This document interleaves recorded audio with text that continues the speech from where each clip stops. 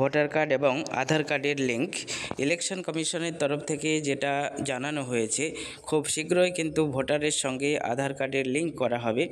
কিছুদিন থেকে যেটা শোনা যাচ্ছে যে একটা এপিক নাম্বারে একাধিক মানুষের কিন্তু ভোটার কার্ড থাকছে বা নাম থাকছে, যার জন্য ইলেকশন কমিশন যেটা ডিসিশন নিয়েছে খুবই শীঘ্রই ভোটার কার্ডের সঙ্গে অর্থাৎ এপিক নাম্বারের সঙ্গে কিন্তু আধার নাম্বার যুক্ত করা হবে। সেই নিয়ে ইলেকশন কমিশন অফ ইন্ডিয়ার তরফ থেকে একটা প্রেস নোট দেওয়া হয়েছে। বিস্তারিত যে নোট সেটা আপনারা দেখে নিন। ইলেকশন কমিশন কি জানিয়েছে এখানে বিস্তারিত আপনারা দেখে নিন।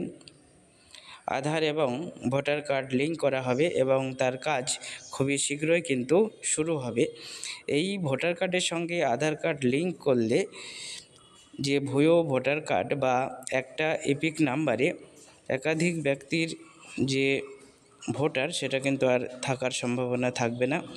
এই জন্য ইলেকশন কমিশন অফ ইন্ডিয়ার তরফ থেকে যেটা ডিসিশন নেওয়া হয়েছে, খুব শীঘ্রই প্রত্যেকটা মানুষের ভোটার কার্ডের সঙ্গে আধার কার্ড লিঙ্ক করে দেওয়া হবে। আপনারা ভিডিওটি দেখুন এবং সকলের মধ্যে শেয়ার করে দিন।